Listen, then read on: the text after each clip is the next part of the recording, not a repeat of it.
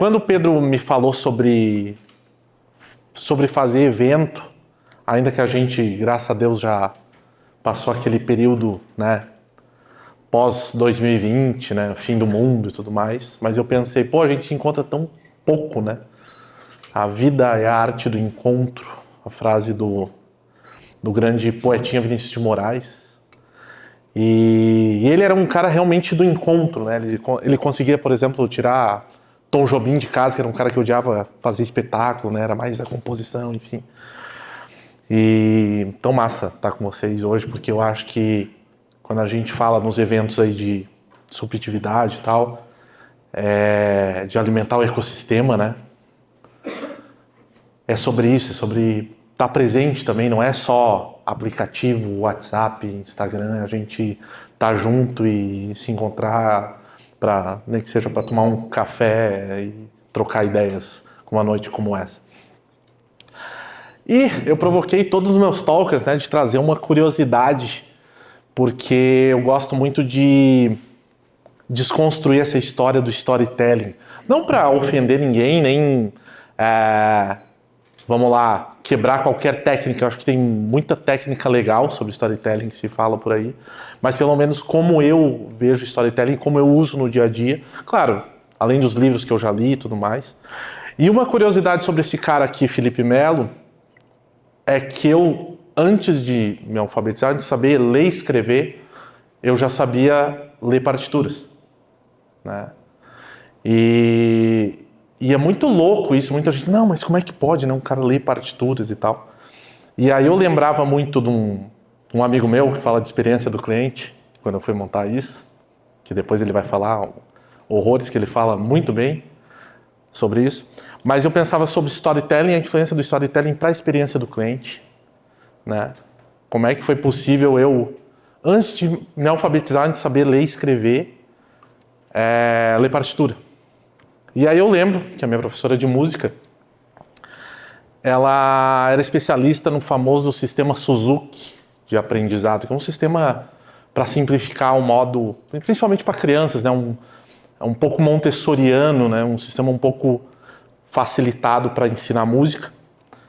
E tinha uma história lá que ela contava, que o pentagrama, né? As 5 linhas das partituras lá, era um castelinho que tinha a torre, que era a clave de sol, na verdade, que tinham dois irmãos, o dó e o ré, e aí tinha o mi, que era um gatinho. É uma história super infantil, né?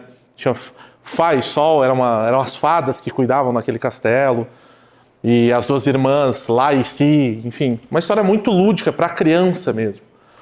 Mas quando a gente fala isso como storytelling, como narrativa, e quando a gente traz lá da publicidade a coisa de público-alvo e cliente, né? O cliente, naturalmente, eram os meus pais, quem estavam pagando aquilo ali. Isso era a década de 90.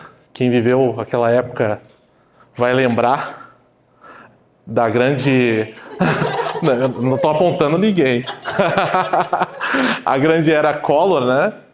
Mas imagine, meus pais ali, minha mãe funcionária pública, meu pai ainda num certo início de carreira, pagar a aula de música para um menino de 4, 5 anos e esperar que ele aprenda. E aí nisso a gente fala do público-alvo, né? Beleza, os clientes eram meus pais, estavam pagando aquilo ali, e o público-alvo a criança, né? E aí entra aquela coisa do techniquez, né? Tem muita criança aí que entrou em conservatório e, claro, aprendeu, mas talvez para um nível ainda muito mirim, o quanto aquela narrativa, o quanto aquela brincadeira do castelinho para aprender a ler partitura me impulsionou e me projetou e provavelmente fomentou ideias de histórias na minha cabeça para não só reproduzir música, mas para, enfim, propagar ideias, né? Eu não vou me estender muito, porque nós temos talkers assim, com expertise muito maior do que a minha. E essa era a ideia. Eu, como CEO hoje, queria mais apresentar, eu queria estar no lugar da Pri, né? Não, não, não, tá mantida a vaga. Tá? Fica aí.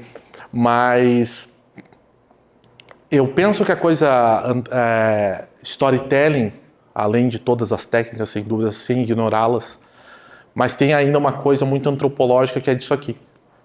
A vida é a arte do encontro, né?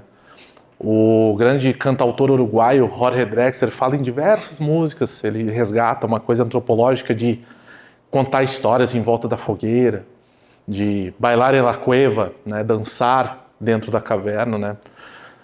E isso tem muito a ver com essa noite, eu acho. Acho que isso tem muito a ver ainda com o encontro.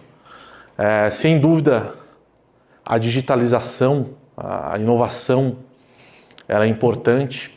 Eu tenho um colega meu que fala muito de criatividade dentro das startups. E, claro, nosso chat GPT é muito importante, as IAs estão aí para ajudar a gente, os aplicativos estão aí para ajudar a gente, mas, enfim, eu acho que eu encerro o meu talk falando sobre isso, sobre a frase do poetinha, que a vida é a arte do encontro.